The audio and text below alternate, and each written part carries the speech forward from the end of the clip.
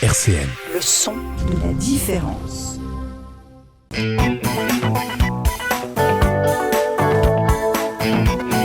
On va pas se raconter d'histoire sur RCN, Philippe Rivet.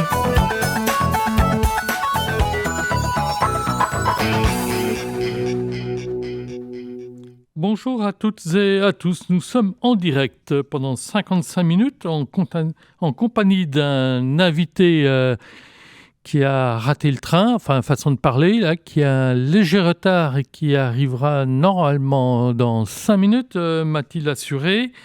Il s'agit de Mathieu Klein qui avait participé à la première édition de l'émission « On ne va pas se raconter d'histoire ».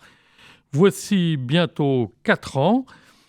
En 4 ans, l'histoire a écoulé son flot d'événements locaux, régionaux, nationaux, internationaux, plus ou moins imbriqués. Je pense en particulier à la signature la semaine dernière à Nancy d'un traité de défense entre la France et la Pologne qui a réuni le président de la République, Emmanuel Macron, et le Premier ministre polonais Donald Tusk, place Stanislas. 5 ans se sont écoulés depuis que Mathieu Klein a succédé à Laurent Hénart à la mairie de Nancy. 5 ans pendant lesquels il s'est glissé dans le costume de maire et de président de la métropole du Grand Nancy, engagement sur lequel nous reviendrons largement dès que Mathieu Klein se sera installé dans le studio, puisque cette émission, je le rappelle, est en direct. Et nous l'interrogerons évidemment sur son mandat municipal, sur son bilan, ses perspectives dans l'hypothèse où il est candidat. Il n'a toujours pas annoncé officiellement sa candidature. On peut penser politiquement qu'il attendra l'automne pour le faire, mais sa candidature pour un deuxième mandat de maire ne semble faire cependant aucun doute. Mathieu Klein qui aura une actualité politique assez riche puisqu'il accueille ce week-end le congrès des jeunes socialistes à Nancy, le MJS, qui est une sorte de tour de chauffe avant le congrès des grands, entre guillemets, donc du Parti socialiste lui-même, mi-juin à Nancy. On verra comment cet accueil se déroulera, comment se passera le congrès du PS qui est en pleine campagne électorale pour savoir si c'est Olivier Faure qui reste premier secrétaire ou s'il est vraiment challengé par Nicolas Mayer-Rossignol, le maire actuel de Rouen, ou par Boris Vallaud, qui est président du groupe socialiste à l'Assemblée nationale. Donc, je disais il y a un instant, beaucoup d'eau coulait sous les ponts de la Meurthe depuis que Mathieu Klein a pris le pouvoir. Ma foi, on verra comment il a fait face à toute cette actualité parfois éruptive, comment on gère une ville aujourd'hui, s'il a des états d'âme, comme l'ont de nombreux maires à la fin de leur mandat, même si la fonction de maire est la fonction qui est généralement la plus appréciée. Et voici Mathieu Klein avec exactement 3 minutes et 20 secondes de retard, mais il est là. Bonjour. Bonjour Philippe Rivet.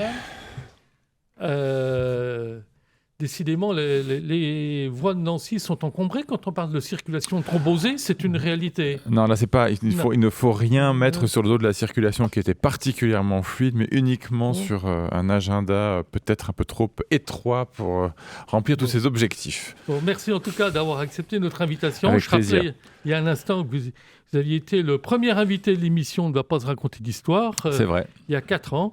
Que vous êtes maire depuis 5 ans, donc je disais beaucoup d'eau avait coulé sous les ponts parce que l'actualité, je disais, particulièrement éruptive. Et j'étais en train de me poser la question de savoir si vous aviez de temps en temps, comme beaucoup d'autres maires, on entend parler des états d'âme en disant c'est vraiment une fonction très ingrate, c'est vraiment impossible à vivre. Comment vous la vivez? Quel est un peu votre regard sur ces 5 ans de mandat? Il y a deux façons de répondre à votre question. La première, c'est que c'est une fonction qui est très gratifiante. Au contraire, je ne la qualifierais donc vraiment pas d'ingrate. parce que c'est une fonction qui vous permet, je crois que c'est peut-être une des rares fonctions dans la vie publique, qui permet tout à la fois de développer des idées, des convictions et de mesurer les réalisations, la traduction de ces convictions. Et ça, lorsqu'on est un élu, lorsqu'on fait de la politique avec passion comme je le fais, c'est particulièrement gratifiant. C'est une fonction qui est par contre très exigeante, oui, parce qu'elle implique une grande disponibilité, elle implique de répondre à toutes les questions du quotidien, elle implique de rassurer souvent, et y compris sur des compétences qui ne sont pas celles de la ville ou de la métropole, des habitants qui sont parfois perdus. On dit souvent que le maire, c'est un peu la dernière personnalité publique qui jouit encore d'une certaine confiance, et ça, je peux le mesurer chaque jour, parce que c'est un peu, pour beaucoup de personnes qui parfois ne savent plus trop à quel sein se vouer, eh bien une forme de réassurance. Oui, vous disiez justement, on parlait de Nancy et de la métropole, vous êtes maire de Nancy et président de la métropole du Grand Nancy. Les citoyens sont souvent perdus en disant, tiens, qu'est-ce qui relève des compétences de la ville, qu'est-ce qui relève de la métropole Ouais, faut pas. Moi, oui, il y a des différences, évidemment, je pourrais vous les expliquer, mais objectivement, quand je suis interrogé quand je suis interrogé par des habitants, je ne leur fais pas de cours de droit constitutionnel ou de leçons de choses sur le millefeuille territorial. Je réponds à leurs questions. Et parfois, je suis interrogé sur des compétences de l'État, de la région, du département. Et pour vous, c'est donc, ça vous paraît couler de source aujourd'hui que le maire de Nancy soit aussi président de la métropole ? Pas forcément couler de source, c'est un choix que j'ai fait, c'est un choix que nous avons fait, je ne l'ai pas fait seul, pour nous donner justement la capacité à ce que la ville-centre joue pleinement son rôle de locomotive et aussi son rôle de péréquation avec les autres territoires. Mais il existe d'autres formules, nous en avons connu dans les années passées d'autres. Chacun en appréciera le succès à l'aune de ses propres convictions, mais en tout cas, la formule actuelle me paraît une formule performante.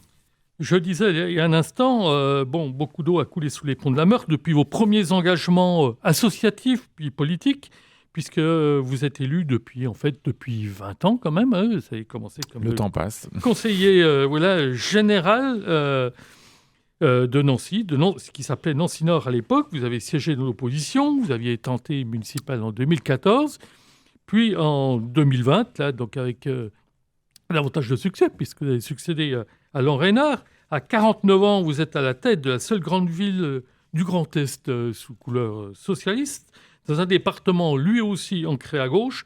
La droite y voit juste une parenthèse provisoire. Et vous, comment vous analysez ? On sent qu'il y a toujours de temps en temps le discours, une sorte de procès en illégitimité. Oui, vous savez, quand vous dites ça, ça me rappelle les discussions avec Michel Dinet, à qui aussi on promettait de n'être qu'une parenthèse, et qui a montré que dans la durée, il pouvait incarner un projet de territoire au-delà des clivages. Et moi, je m'inscris volontiers dans cette filiation-là. Je sais qu'il y a la tentation chez certains, à droite parfois, ou en tout cas dans l'opposition, dans les anciennes majorités municipales, que quelque chose leur a été subtilisé dans un contexte exceptionnel. J'entends encore des arguments sur la crise sanitaire, la faible participation liée au Covid, donc l'accident de l'histoire. Bon, tout ça ne me fait ni chaud ni froid. Moi, j'ai pu mesurer depuis que je suis maire à quel point d'ailleurs le temps politique et le temps des transformations étaient disjoints. Je gère aujourd'hui des dossiers, le musée Lorrain, le Grand Hôtel de la Reine, Beaufranc, Nancy Thermal, la succession du tram sur pneus. Ce sont des dossiers qui sont des héritages. Et c'est normal puisque le temps de la décision publique de la transformation, il est beaucoup plus long que le temps d'un mandat. Quand on emploie d'héritage, une connotation négative. Pas forcément. Il y a des choses qu'on peut être heureux d'avoir en héritage et d'autres avec lesquelles on fait. Mais mes successeurs, à l'heure où ils arriveront, auront aussi à gérer des décisions que j'ai prises. Ça, c'est la marche démocratique des choses. Donc, il ne faut pas imaginer que lorsqu'on arrive, on métamorphose tout dans un claquement de doigts ou on tire un trait sur le passé. On est à un moment, on écrit un morceau de l'histoire. Et en tout cas, je ne me vis pas comme une parenthèse. Je me souviens que vous m'aviez déclaré, vous m'aviez confié il y a quelques années que finalement vous préfériez le mandat de maire à celui de président de conseil général, ce qui était à l'époque. Vous avez dit le département, c'est un véritable paquebot à bouger, alors qu'une ville, c'est beaucoup plus souple, beaucoup plus malléable. Vous confirmez ? C'est-à-dire que la matérialisation de vos choix, de vos orientations à l'échelle d'une ville ou d'une métropole est beaucoup plus forte. J'ai beaucoup aimé le mandat de président de département parce que les compétences, le cœur des compétences du département, les compétences de solidarité m'animent encore aujourd'hui au quotidien. C'est vraiment, pour moi, ça reste, et je reste engagé sur les questions sociales, sur les questions de solidarité, de lutte contre la pauvreté. Donc je suis vraiment reconnaissant d'avoir pu finalement démarrer ma vie publique au conseil départemental de Meurthe-et-Moselle et d'avoir pu former mon appréhension de la chose publique au département. Mais je suis aujourd'hui lucide, voilà, et je regarde les transformations de la ville et de la métropole, et ça, je sais qu'à cette échelle-là, et c'est ce que je disais tout à l'heure, elle se mesure, et c'est le seul mandat sans doute qui offre cette perspective-là. Vous l'avez dit il y a un instant, la politique, ce sont des convictions, des engagements, du discours aussi, qui peut être considéré comme performatif. Sur le site du Parti socialiste, là, je suis allé voir la vidéo de bienvenue, et on reviendra là-dessus, sur le futur congressiste de votre parti qui se réunit mi-juin à Nancy. On reviendra en deuxième partie d'émission, et vous expliquez que Nancy est une ville dirigée par une coalition, je cite, socialistes, écologistes, communistes et société civile autour d'un projet de transformation territoriale, de justice sociale et de transition écologique, deux enjeux majeurs d'action au quotidien. Concrètement, allez, on va dire, on est déjà dans une campagne qui ne dit pas son nom. Vous n'avez pas encore annoncé votre candidature, mais c'est tout comme, ce serait quand même une vraie surprise que vous annonciez que vous repiquez pas au jeu, si j'ose dire, que vous ne vous présentez pas pour un deuxième mandat. On a déjà des critiques qui pleuvent, pas de forêt urbaine, Cours Léopold, mais vous annoncez là autre chose pour 38 millions d'euros, là, si j'ai bien noté. Une circulation automobile souvent qualifiée de thrombosée, un centre-ville qui perd des commerces, sauf des restos rapides là, qui prolifèrent, où le vivre ensemble semble de plus en plus problématique, avec quand même des incivilités, voire des violences physiques à répétition, un marché central que vous voulez privatiser, un trolley au lieu d'un tram, la Chambre des comptes, vous êtes un peu sous surveillance étroite, comme l'étaient vos prédécesseurs il y a 5 ans. Qu'est-ce qui a vraiment changé ? Des impôts qui augmentent, la pub interdite qu'une campagne d'affichage qualifie d'atteinte à la liberté d'expression, là. Il y a peut-être parfois des expressions qui sont un peu galvaudées, hein, c'est commentaire de ma part, on verra votre réaction là-dessus. Qu'est-ce que vous répondez à tout ça ? Comment vous regardez un peu toutes ces critiques ou ces attentes ? C'est la preuve que nous vivons dans une démocratie et c'est heureux de le souligner à l'heure où dans le monde il y a de moins en moins de personnes qui vivent dans un cadre démocratique. C'est peut-être la première chose qu'il faut dire. Ensuite, vous savez, moi j'essaie de regarder les choses avec honnêteté, avec lucidité. Le trolley électrique aujourd'hui est un vrai succès. La ligne 1 fonctionne. Elle a déjà refranchi elle avait refranchi au bout de 15 jours, 3 semaines de fonctionnement la barre des 30 000 voyageurs jour. Pour celles et ceux qui ont un peu de mémoire, 20 ans en arrière, le démarrage du tram sur pneus avait été autrement plus chaotique. Et aujourd'hui, je vois une ligne 1 qui fonctionne. Je vois un cœur de ville comme d'ailleurs d'autres quartiers. Je pense évidemment à Saurupt, au quartier de l'avenue Général Leclerc, à Aussonville, puis on peut aller à Vendeuvre, on peut aller à Saint-Max, on peut aller à Essé et en dire la même chose. Un parcours qui a métamorphosé la ville. Et je pense qu'il a métamorphosé à la fois en la rendant plus humaine, plus agréable à vivre, plus en lien avec la nature, plus apaisée. Je mesure que le taux de vacances commerciales du centre-ville a tendance à diminuer. On a aujourd'hui des enseignes qui s'installent. Bien sûr qu'il y a des mouvements, par exemple dans le prêt-à-porter, des mouvements internationaux d'enseignes qui ferment leurs succursales parce qu'elles finissent par privilégier la vente en ligne ou le fast fashion, l'ultra fast fashion qui se débat dans une concurrence effrénée avec les plateformes chinoises qui aujourd'hui sont celles utilisées par beaucoup d'habitants, de Français et donc de Nancéens. Donc ça crée évidemment, parfois des cellules commerciales vacantes, mais je vois aussi le palais, l'ex-palais des Congrès, le palais qui s'est transformé. Je vois le monsieur bricolage qui est arrivé en cœur de ville. Je vois JD Sport qui vient d'ouvrir rue Saint-Jean. Enfin, je vais pas commencer à citer toutes les enseignes. Je vois un marché central qui a un besoin urgent d'une vraie transformation en profondeur. Et je voudrais juste corriger l'idée de privatisation, car si aujourd'hui, je pense que... J'ai employé le terme à dessein, c'est perçu comme ça par certains. Oui, j'entends, mais moi, je veux dire que d'abord, la ville va investir beaucoup pour transformer, rénover la halle. Et ça, c'est de l'argent public. Et il faut l'utiliser avec parcimonie. Et donc sur des sujets qui en valent vraiment la peine, et le marché central en vaut vraiment la peine, en confiant la gestion quotidienne à des spécialistes. Je pense qu'il y a d'autres spécialistes que l'administration municipale pour gérer un équipement commercial qui doit être la locomotive de la métamorphose du centre-ville. Parce que ce que nous avons fait sur l'axe Saint-Ange, Saint-Georges, République, Division de Fer, Saint-Max, Essai, Vendeuvre, Général Leclerc, Jean Jaurès, nous le ferons demain sur l'axe La Neuveville, Jarville, Strasbourg. Un marché qui est réputé d'ailleurs assez cher comparativement à des marchés d'autres centres-villes. Est-ce que le maire peut peser là-dessus, faire passer le message ? En tout cas, il est clair que l'étude qui nous a permis de jeter les diagnostics et qui a d'ailleurs été présentée en conseil municipal a montré qu'il y avait effectivement sur le coût d'un certain nombre de produits des efforts qui pourraient peut-être être faits pour qu'un grand marché populaire, convivial, soit à la hauteur de cet objectif de locomotive de centre-ville. Quant à la situation financière de la ville et du Grand Nancy, elle était dégradée quand je suis arrivé. Nous avons fait face à deux enjeux. L'un, investir, et je ne regrette pas d'avoir investi, parce que Nancy avait besoin de rattraper un retard considérable en matière de transformation de l'espace public, je l'ai dit, et puis des crises qui ne se sont tout de même jamais arrêtées. Je suis arrivé en plein Covid et nous avons engagé des moyens publics propres à la ville et à la métropole, comme toutes les collectivités de France, pour endiguer les effets de la crise sanitaire. La guerre russe en Ukraine qui continue à faire des ravages aujourd'hui, d'abord en Ukraine, mais a aussi eu un impact économique important pour la planète, mais y compris pour l'Europe et les collectivités françaises.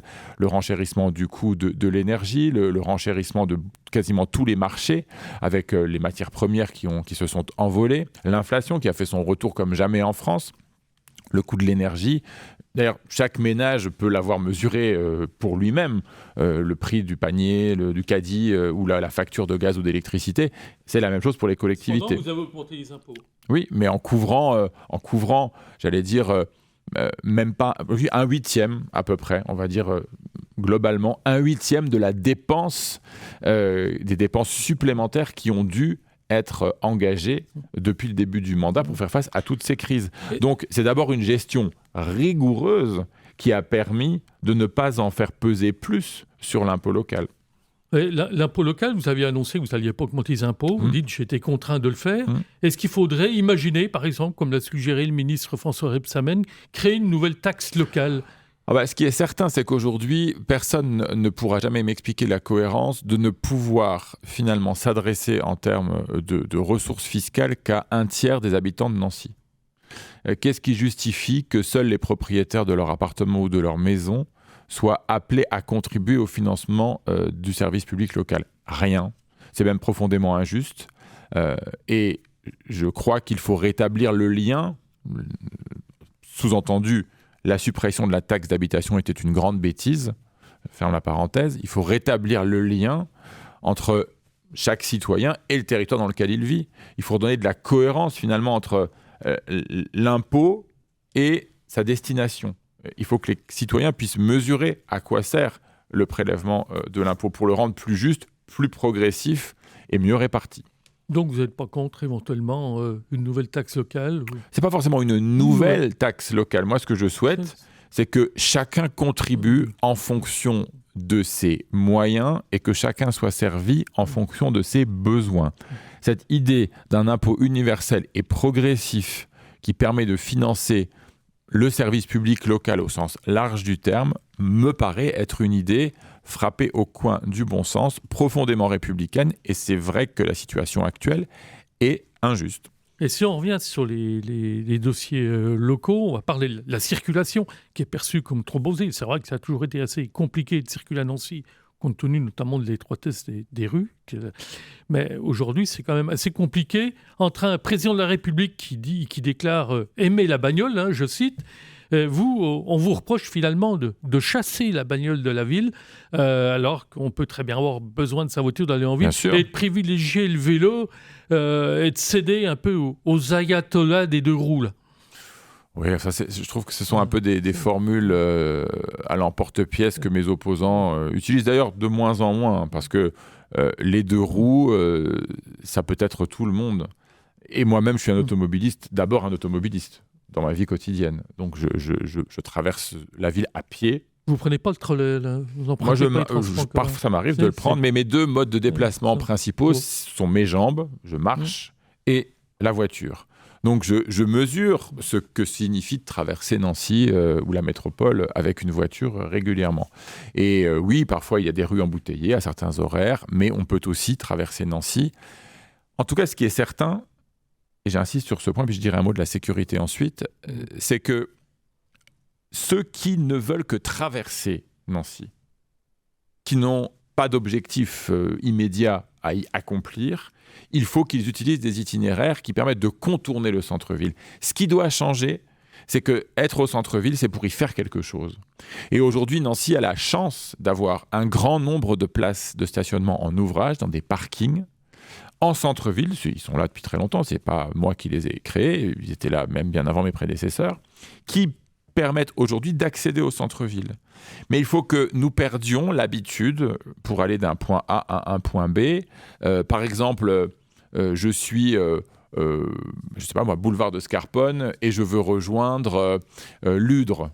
Est-ce que je dois emprunter la rue Jeanne d'Arc, le boulevard Clémenceau? Est-ce que c'est indispensable? Non. Je peux utiliser les sorties autoroutières pour rejoindre ma destination. Je prends cet exemple-là et je pourrais en prendre d'autres. Enfin, les sorties autoroutières qui sont souvent aussi embouteillées. À certains horaires, bien sûr. Mais oui, à part ces certains horaires au cours desquels il y a plus de circulation que d'autres. Mais chacun doit, j'allais dire, utiliser un mode de transport à un moment donné en fonction vraiment de ses objectifs et de ses capacités. Parfois, il est plus rapide, et certainement depuis le retour du trolley, d'aller d'Essé à Brabois. Il n'y aura jamais rien de tel que d'utiliser la ligne 1. Et parfois, il est plus agréable et utile d'utiliser son vélo parce que nous avons singulièrement renforcé la sécurité des pistes cyclables, leur nombre et leur sécurité. Permettons donc justement à ceux qui ne sont pas que les cyclistes militants, c'est-à-dire vous, moi, tout le monde, d'utiliser un deux roues en toute sécurité sur des pistes qui sont tout aussi sécurisées. C'est une façon aussi de faire la place à tout le monde. Ma préoccupation du moment, vous savez, c'est plutôt de sécuriser les piétons sur les trottoirs, parce que je trouve qu'il y a beaucoup de mauvais usages.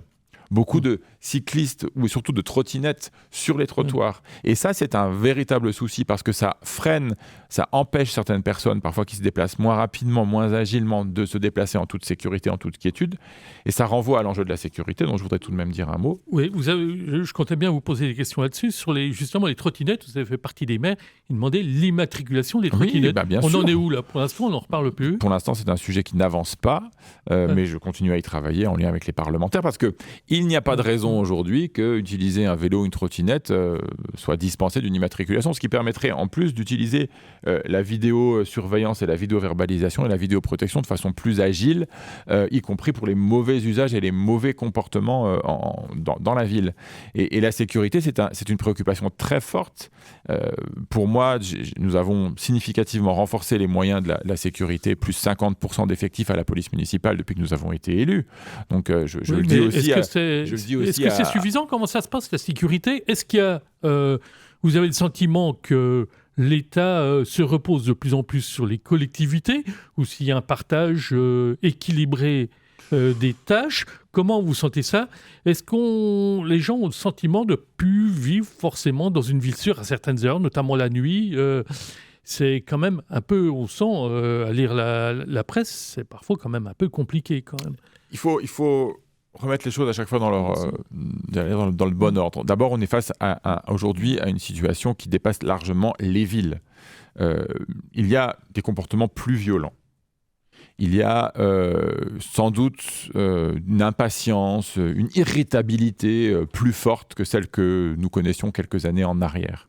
Et je suis inquiet, moi, de ces comportements plus violents, des jeunes et des moins jeunes d'ailleurs. On a encore quelques exemples ces derniers jours à Nancy.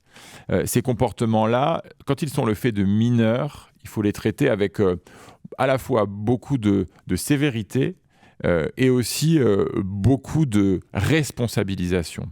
C'est la raison pour laquelle nous avons par exemple mis en place le rappel à l'ordre qui n'existait pas à Nancy, qui nous permet aujourd'hui de convoquer, lorsqu'ils sont identifiés par la police bien sûr, des jeunes mineurs et leurs parents pour échanger avec eux sur les obligations qui sont les leurs en tant que citoyens dans l'espace public. Est-ce que c'est efficace ? Eh bien, je peux vous dire que oui, parce que moi, j'ai déjà reçu maintenant une dizaine de jeunes avec leur famille, et mes adjoints en ont reçu tout autant. Nous en sommes à peu près une quarantaine de jeunes reçus depuis maintenant un mois.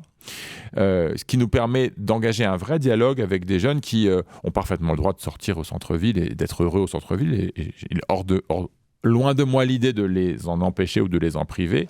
Mais par contre, j'ai attiré leur responsabilité, j'ai attiré leur attention sur la responsabilité qui est celle de chaque citoyen dans l'espace public de veiller à la tranquillité d'autrui. Et puis c'est aussi la responsabilité des parents, j'insiste là-dessus. Certains parents sont en difficulté sociale, difficulté parentale. Nous sommes là pour les aider, les accompagner. Et nous avons donc développé justement un accompagnement spécifique pour ces familles. Le CCAS, notamment, y travaille ardemment, activement. Mais il y a d'autres parents, et j'ai pu les rencontrer, qui sont des parents engagés, avec tous les moyens nécessaires pour être de bons parents, qui doivent aussi prendre conscience de la responsabilité qui est la leur dans l'accompagnement de leurs enfants ados à devenir des ados et des futurs adultes responsables. Donc c'est pleinement le rôle du maire. C'est une loi de 2007 de Nicolas Sarkozy qui donne cette faculté au maire d'agir. Mais ça ne saurait être la seule réponse. J'évoquais l'augmentation de 50% des effectifs de la police municipale. C'est à mettre au crédit de notre municipalité, pas de mes prédécesseurs qui avaient laissé la police municipale dans une situation exsangue. Je parle des médiateurs, par exemple, qui est aujourd'hui... des médiateurs par quartier. Voilà, qui ont pris leur fonction. C'est une équipe de médiation que nous avons créée depuis le 1er février dernier. Là aussi, c'est inédit à l'échelle de Nancy, que ce soit ici sur le plateau de Haye, au Haut-du-Lièvre ou au centre-ville d'ailleurs. Ils sont très présents et ils font un travail très important. Mais la préoccupation... outre les mauvais comportements parfois de certains utilisateurs de trottinettes ou de vélos, mais beaucoup de cyclistes respectent heureusement la loi et la réglementation. La grande préoccupation qui est la mienne aujourd'hui, ce sont les trafics, notamment les trafics de stupéfiants. Comme beaucoup de maires, je suis confronté à une augmentation importante de la réalité de ces trafics. Avec des points de deal mobiles qui se déplacent dans beaucoup de quartiers.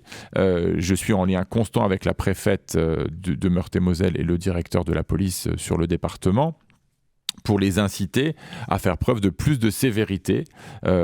Et ils sont réceptifs et ils agissent parce que nous devons aujourd'hui endiguer ce fléau qui est, pardon de l'expression, un emmerdement quotidien pour beaucoup d'habitants dans leur quartier.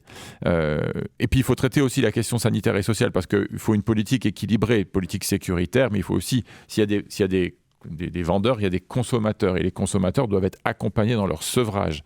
C'est aussi très important, d'où le projet de Halte Soins Addiction sur lequel nous continuons à travailler pour faire en sorte que Nancy puisse disposer d'un outil pour accompagner les consommateurs vers le sevrage. Et notamment que les consommateurs ont, selon l'expression ministérielle, ont du sang sur les mains? Moi, je ne veux pas rentrer dans cette rhétorique-là parce que sinon, stigmatiser ne résout rien. La France a une politique en matière de lutte contre la toxicomanie qui est basée essentiellement sur la stigmatisation depuis des décennies et qui ne produit, pour le coup, que des difficultés. Alors, regardons la réalité. C'est pas parce que nous avons une politique répressive qui interdit l'usage de drogue récréatif que nous faisons diminuer le nombre de consommateurs. Au contraire. Donc, c'est une vraie politique de santé publique qui doit être posée sur la table. Il faut faire preuve d'un peu de courage. Mais il est beaucoup plus aisé d'aller stigmatiser les consommateurs en les traitant d'assassins ou de complices d'assassinat que de s'attaquer à la racine du problème sont les addictions et leur prise en charge. Donc moi, ce que je souhaite, c'est que fermeté pour que les habitants vivent tranquillement et donc démantèlement des points de deal et accompagnement des consommateurs, prise en charge. Regardez l'état de la santé mentale en France. Enfin, nous devrions dénoncer avec beaucoup plus de fermeté, et j'aimerais bien que les ministres s'y penchent un peu plus activement, parce que voilà un secteur sinistré. Aujourd'hui, la pédopsychiatrie, la psychiatrie des enfants, mais vous ne trouvez plus de pédopsychiatres en libéral. Vous avez des semaines, sinon des mois d'attente si vous demandez un rendez-vous pour une consultation dans un centre médico-psychologique. Le constat est assez partagé. On pourrait même rajouter la misère de la santé en milieu scolaire. Exactement. Qui d'ailleurs est un peu le pendant de cette difficulté-là. Mais voilà des préoccupations au plan politique qui devraient finalement être plus importantes, parce qu'elles permettraient de répondre avec plus d'efficacité aux difficultés qui sont celles que les maires rencontrent tous les jours dans l'exercice de leur mandat, compte tenu des enjeux de sécurité aujourd'hui. Mathieu Klein, avant de faire une pause musicale, il nous reste à peu près 25 minutes d'émission. J'ai encore beaucoup de questions à vous poser, mais on va peut-être terminer par 2 ou 3 dossiers locaux lourds. Je vais parler notamment de la forêt urbaine. Vous avez annoncé une forêt urbaine dans vos promesses de campagne Cours Léopold, Place Carnot. Finalement, ce n'est pas tout à fait une forêt urbaine, ni un bosquet, c'est entre les deux ce que vous proposez là. Moi, je suis très heureux aujourd'hui que nous ayons abouti à une solution de compromis. Et c'est aussi ma responsabilité en tant que maire de faire des compromis entre la volonté de transformer Carnot-Léopold, qui sont aujourd'hui des espaces que l'on traverse, mais pas des espaces que l'on vit.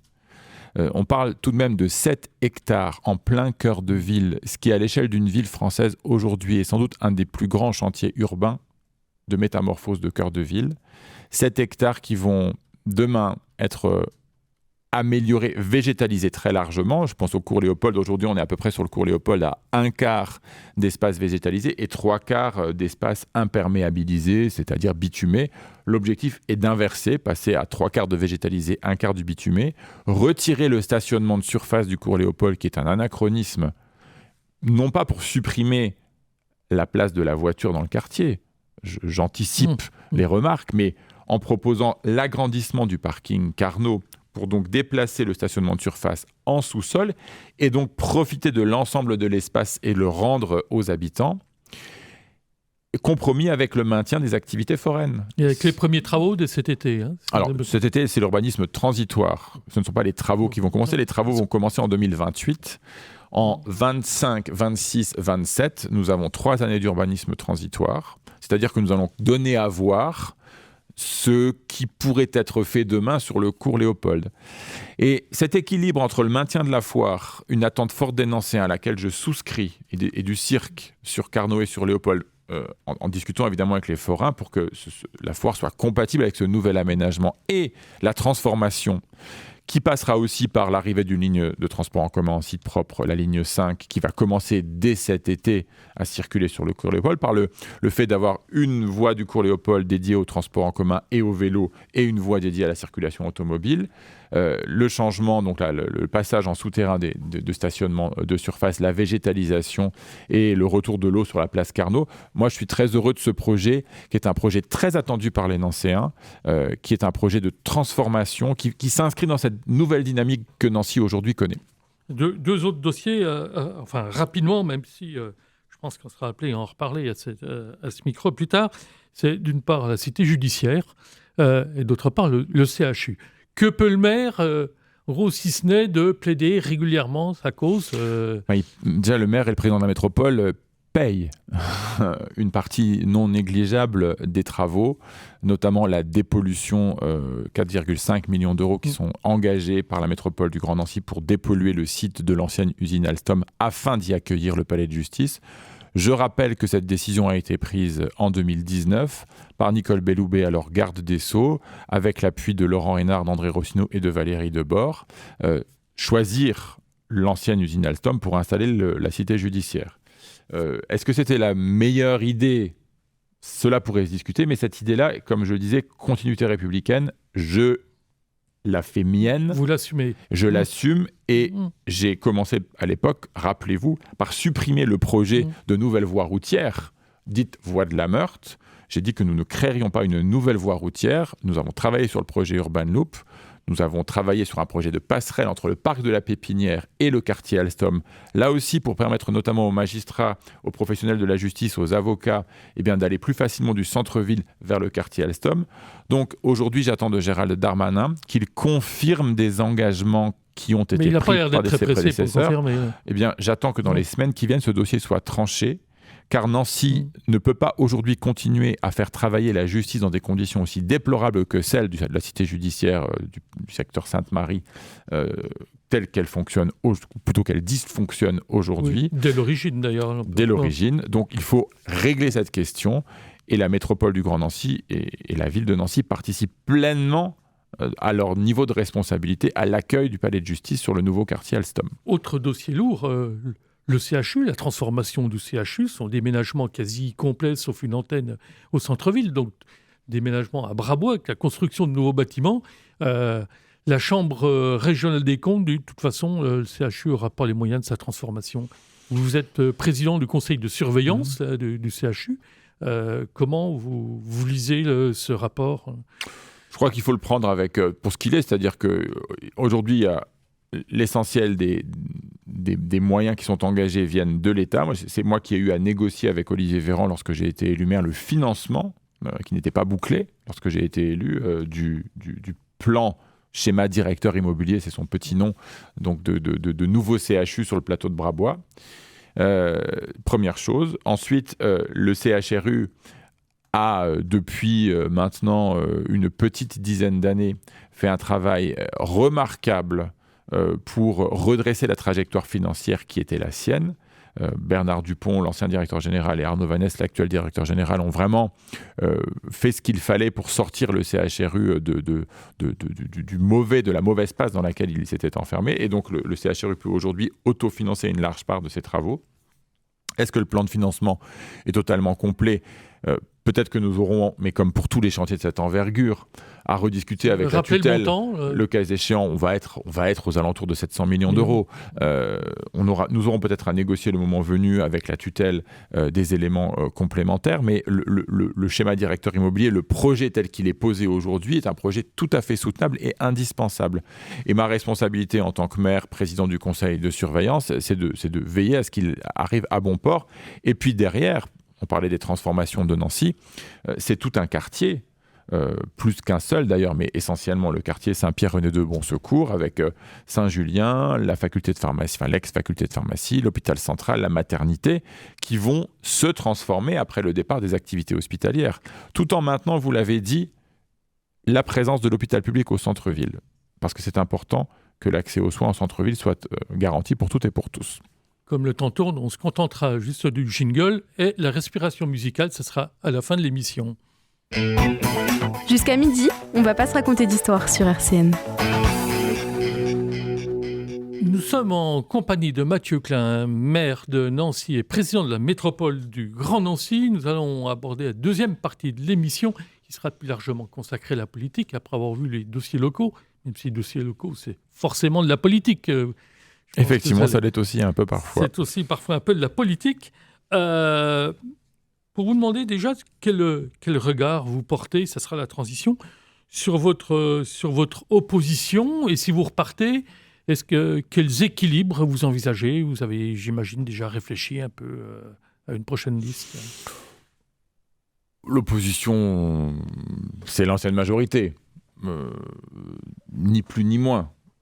J'ai un regard sur elle, nous nous connaissons depuis longtemps, elle a peut-être démarré ce mandat avec beaucoup de retenue, et maintenant on sent que l'élection municipale approchant, il y a une forme un peu peut-être d'agitation, mais qui est coutumière de la période. Je crois qu'ils ont beaucoup de choses à régler entre eux, avant de prétendre à nouveau pouvoir parler aux Nancéens. Mais ça, c'est leur affaire, ça n'est pas la mienne. Et vous, à gauche, là, tout se passe bien là, vous écoutez, franchement, depuis le début de ce mandat, je suis très heureux d'une majorité qui est une majorité plurielle. Je rappelle souvent que plus de la moitié des élus n'ont pas plus de carte dans un parti politique à la sortie du mandat qu'ils en avaient à l'entrée du mandat. Mais qui jouent pleinement le jeu, qui sont des élus très engagés sur le terrain. Moi, je suis vraiment très heureux de pouvoir m'appuyer sur des adjoints solides qui, malgré le fait que pour beaucoup d'entre eux, c'est un premier mandat, eh bien, ils l'ont pris à bras-le-corps. Et puis, l'alliance entre les socialistes, les écologistes et les communistes fonctionne bien à Nancy. Elle se fait dans le respect des sensibilités de chacun, dans la cohésion et la solidarité. Et ça me paraît être un périmètre pertinent pour la suite, oui, parce que finalement, nous sommes en train de déployer un projet, nous l'avons choisi ensemble, nous le conduisons ensemble. Et puis à la métropole, j'ai aussi souhaité, c'est la première fois de façon si significative qu'à la métropole du Grand Nancy, même si l'arithmétique ne m'imposait aucunement d'ouvrir à la droite l'exécutif métropolitain, j'ai souhaité que mon premier vice-président soit issu de ces rangs, et c'est François Werner, le maire de Villers-lès-Nancy, qui assume cette responsabilité. Et ça se passe comment ? Ça se passe bien, là aussi, dans le respect des sensibilités. Nous savons nous avons des points de désaccord sur un certain nombre de sujets, mais nous travaillons ensemble sur l'essentiel des sujets, et avec les autres vice-présidents métropolitains également. Donc là encore, je trouve que c'est un exercice de gouvernance un peu exigeant. Peut-être que certains de mes amis auraient préféré que je sois un peu moins ouvert, mais moi, c'est une ligne que je veux maintenir, parce que je pense que la métropole, c'est d'abord la construction commune choisie par 20 communes, quelle que soit l'étiquette politique de leur maire. Et donc, il faut savoir travailler en dépassant les clivages. Parfois, quand on regarde l'extérieur, on a parfois du mal à comprendre. On va dire que la gauche est quand même fracturée. Là, vous êtes entendu dire elle est unie, elle est quand même fracturée. Quand on est observateur ou citoyen, comme ça, observateur, on se dit, tiens, il y a telle alliance à la municipalité, d'accord, et une autre alliance au niveau du conseil départemental, puisqu'une alliance avec LFI. Alors que vous, Mathieu Klein, vous avez dit pique-pendre, si j'ose dire, tout le mal que vous pensiez de Mélenchon et de ses amis, là, c'est la gauche à géométrie variable ? Non, je ne crois pas, parce que d'abord, à l'échelle départementale, l'Alliance, elle s'est construite en 1980, même avant, dans l'opposition, avant que la gauche gouverne avec Michel Dinet à partir de 1998, dès l'opposition de gauche du département, donc dans les années 80 et 90, c'est un groupe qui s'est constitué historiquement autour du Parti socialiste et du Parti communiste. Mais on ne parlait pas d'LFI à l'époque. Il n'y avait pas d'LFI, il n'y avait pas d'écologistes. Aujourd'hui, il y a LFI. Je pense à Caroline Fiat, ancienne députée LFI, qui est dans la majorité. Alors, je ne suis pas certain que Caroline soit toujours à LFI à l'heure où nous parlons, mais ça, vous lui demanderez. Quand on voit ses réactions sur les réseaux sociaux, elle est assez dans la ligne. Vous en discuterez avec elle. Mais ce qui est certain, c'est que cette alliance historique entre les socialistes et les communistes au Conseil général de Meurthe-et-Moselle, elle perdure aujourd'hui. Alors certains, avec l'évolution du temps, se sont parfois affranchis du Parti communiste pour vivre d'autres aventures. Oui, ça, si vous parlez de la spécificité du PC au Conseil départemental, il y a toujours un pied dehors et un pied dedans. Et ça perdure aujourd'hui dans un environnement politique qui est plutôt celui du nord de la Meurthe-et-Moselle. Quant à l'échelle de la ville, nous avons repris les mêmes bases, les élargissant aux écologistes, bien sûr, mais cette alliance, le noyau dur de cette alliance socialiste, écologiste, communiste est le même au département et à la ville. Je voudrais vous faire réagir sur une chronique de Thomas Legrand qui est parue dans l'IB le 10 mai. C'était à propos de Gaza. Il dit « Une bonne partie de la gauche se définit elle-même comme républicaine, universaliste et laïque, ce que vous revendiquez vous-même, celle qui n'a pas supporté les toutes premières actions sous-calibrées, refus du terme terroriste, acceptation du terme résistance pour le Hamas, cette gauche a commis une faute intellectuelle. Elle a laissé à LFI le monopole de la radicalité et de la critique des crimes d'Israël à Gaza et en Cisjordanie. Il a fallu attendre Trump et sa folle Riviera. Est-ce que la gauche est anesthésiée ?» Non, je ne crois pas. Je pense que la gauche a... Est-ce que Thomas Legrand n'a pas raison quand même ? Je ne sais pas à qui s'adresse Thomas Legrand en disant ça, mais je comprends le sens de sa remarque. Mais je ne crois pas que la gauche soit anesthésiée, puisque ce qui fait, pour ce qui concerne en tout cas le Parti socialiste, notre responsabilité et notre singularité, c'est que nous avons toujours défendu la solution à deux États, le droit à Israël de vivre en toute sécurité et à la Palestine d'exister en toute souveraineté, deux États côte à côte. Nous avons toujours défendu cette solution à deux États. Nous avons dénoncé les crimes terroristes du Hamas dès le 7 octobre. Et nous avons dénoncé très rapidement, lorsqu'est advenu un certain nombre j'allais dire, au-delà de la réaction de l'armée israélienne à Gaza pour essayer de s'en prendre au Hamas, lorsque les conséquences sur les populations civiles, et on le voit encore aujourd'hui avec la famine, notamment qui touche les familles, les femmes, les enfants, les hommes à Gaza, nous avons dénoncé avec autant de force cette réalité-là.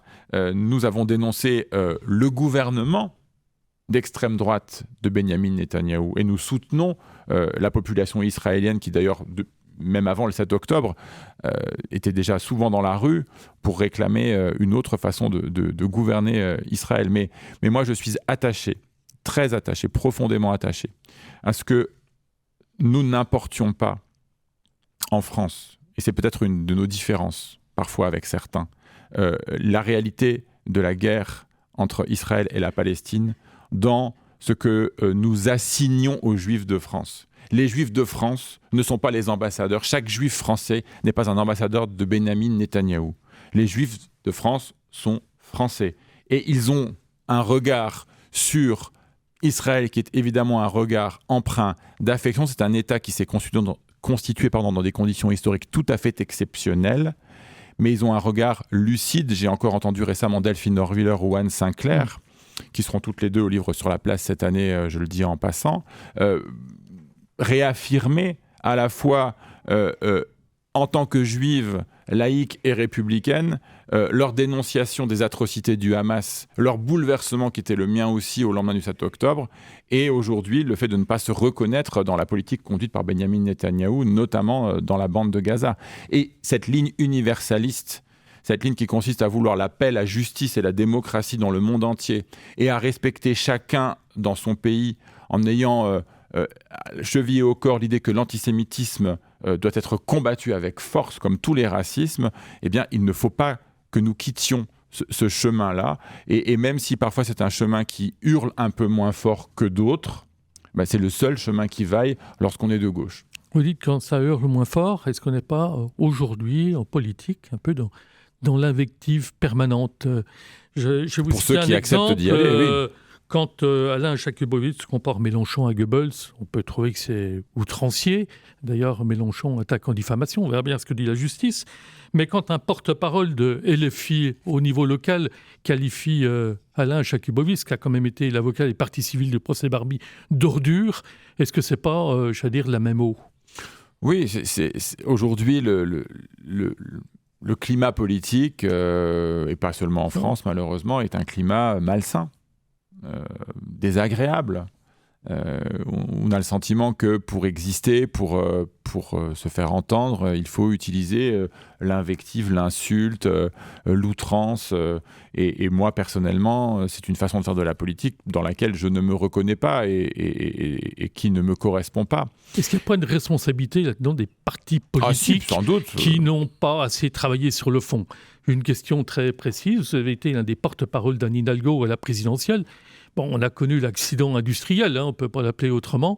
Est-ce que vous pensez qu'aujourd'hui, que le PS s'est remis au travail, a retenu la leçon et va retenir la leçon lors de son congrès mi-juin? D'ailleurs, je crois que vous intervenez dimanche au congrès du MJS. Des jeunes socialistes à quelques mètres d'ici. Voilà, au congrès des jeunes socialistes. C'est un peu le tour de chauffe avant le congrès des grands, entre guillemets. Est-ce que vous pensez que le PS a retenu les leçons aujourd'hui ou pas? Vous savez, le Parti socialiste est un grand parti qui a une histoire, et c'est une des raisons pour lesquelles je ne l'ai jamais quitté. C'est parce qu'au-delà de ce que parfois la vie politique peut réserver comme bonne ou mauvaise surprise... Pourtant, vous avez été qualifié de Macron-compatible pendant des années. C'est un épiphénomène. Mais moi, j'ai toujours été totalement clair vis-à-vis d'Emmanuel Macron. J'ai voté pour lui 2 fois au second tour des élections présidentielles de 17 et de 22. Et je n'ai jamais participé à des majorités qui le soutenaient parce que je ne suis en désaccord avec une très large part de sa politique nationale et plutôt en accord avec ses choix politiques internationaux, comme nous le voyons encore ces derniers mois. Je ferme cette parenthèse. Et si je suis resté au Parti socialiste depuis que j'ai commencé à militer il y a maintenant plus de 30 ans dans ce parti, même dans des moments où il était au fond du trou, c'est parce que il a une histoire, il a un ancrage dans la vie de notre pays, il a un ancrage dans l'histoire de la République. Il a été un parti de conquête sociale et démocratique. Il a donc une responsabilité singulière. Ce n'est pas un parti qui pop-up, qui, comme La République En Marche ou d'autres, peut-être même LFI d'un certain point de vue, apparaissent au gré d'un temps politique pour finalement ne jamais devenir vraiment un vrai parti politique, pour rester une sorte de porte-voix d'un homme ou d'une femme. Mais le Parti socialiste, il n'est pas que la voix d'un homme ou d'une femme. J'entends parfois cette ritournelle sur le manque de travail du Parti socialiste. D'abord, qu'on adresse d'ailleurs à d'autres partis qui adressent aux partis de gouvernement, qu'on va dire. Oui, parce que les partis politiques, d'une manière générale, et notamment les grands partis de gouvernement, aient sans doute manqué, n'aient pas réussi à devenir des partis démocratiques de masse, à rester, malgré les crises et les défaites et les échecs politiques, à parfois être les véhicules d'une certaine forme d'impuissance de la politique face au cours de la vie. Et donc à être aussi l'objet de ce rejet, parce que dans l'impuissance, ça c'est sans doute vrai, mais la réappropriation aujourd'hui, par exemple, des enjeux d'égalité, des enjeux de transmission de la richesse dans notre pays, des enjeux de lutte contre toutes les formes de ségrégation, des enjeux européens, pour ne prendre que quelques exemples, l'inscription au cœur du logiciel socialiste de la transition écologique, parce que ça n'est pas une part de marché, mais c'est bien une des conditions. On entend bien Mathieu Klein, sauf qu'on a parfois du mal à suivre les partis les uns les autres. Je ne vais pas vous demander si vous sentez une différence entre Wauquiez ou Retailleau, parce qu'on arrive bientôt à la fin de l'émission pour LR, mais on peut se poser les mêmes questions à un moment donné. On peut se poser la question à gauche, est-ce qu'il y avait une vraie différence entre Faure et Mélenchon, quoi, en 2022? Aujourd'hui, on entend Olivier Faure prendre ses distances. En 2022, c'était pas tout à fait le cas. En 2022, je veux pas refaire de l'histoire. Mais 2022, que le citoyen de base a du mal à s'y retrouver, à droite et à gauche aujourd'hui. Là. Je peux comprendre parfois que le citoyen a du mal à s'y retrouver, mais je trouve que, ne soyons pas injustes. En 2022, nous finissons l'élection présidentielle avec 1,7% des voix, c'est-à-dire le score le plus faible de l'histoire de toute la gauche socialiste. Si nous étions partis aux élections législatives sous nos couleurs dans la foulée, nous aurions sans doute perdu tous les députés socialistes. Que nous ayons entendu qu'à un moment, et moi je l'ai vu à Nancy, que la très grande majorité des électeurs qui ont voté pour moi au municipal de 2020 ont voté ou pour Mélenchon ou pour Macron à la présidentielle, il faut quand même prendre en compte la réalité. Ça ne veut pas dire épouser les thèmes de LFI, loin s'en faut, mais cette alliance-là, elle était rendue nécessaire par le choix de nos électeurs. Par contre, avoir remis des digues étanches entre les dérives de LFI et ce qu'est l'identité du Parti socialiste me paraissait absolument indispensable. Et je crois qu'aujourd'hui, nous devons justement plaider pour que cette gauche non mélenchoniste, alors on dit maintenant communément de Ruffin à Glucksmann, se regroupe, et c'est la raison pour laquelle je soutiens Olivier Faure dans le congrès du Parti socialiste, se regroupe pour qu'il n'y ait qu'une seule candidature de cet arc-là à la présidentielle de 2027. Ce congrès, est-ce que vous ne prenez pas un risque politique en accueillant le congrès du PS?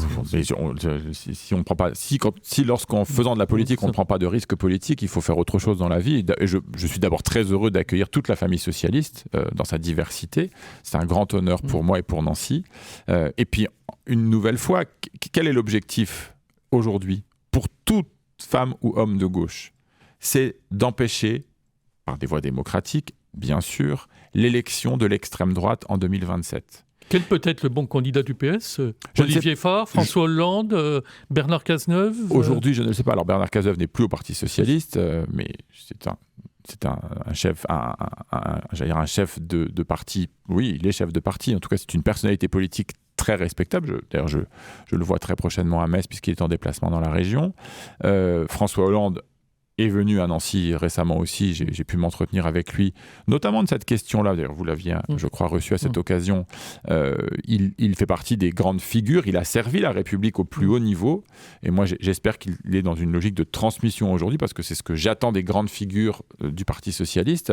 Donc je ne sais pas quelle sera la candidate ou le candidat du Parti Socialiste. Aujourd'hui, la prochaine étape, c'est d'élire un premier secrétaire au Parti Socialiste, et la ligne politique que défend Olivier Faure, notamment dans cette perspective d'avoir une candidature commune et une plateforme évidemment programmatique commune de cette gauche non mélenchoniste, me paraît être une condition indispensable pour conjurer l'élection de l'extrême droite en 2027. Je ne veux pas me réveiller en 2027 en ayant le sentiment que mon parti, le Parti socialiste, par ses choix, a été un des acteurs de la victoire de l'extrême droite. Parce que même si le débat médiatique a fait aujourd'hui de LFI l'épouvantail principal, moi je n'oublie pas que l'extrême droite est porteuse de haine et que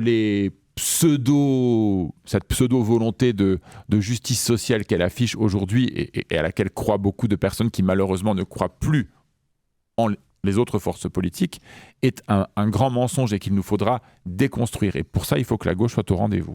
Merci Mathieu Klein d'avoir accepté cet entretien. Nous arrivons à la fin de l'émission.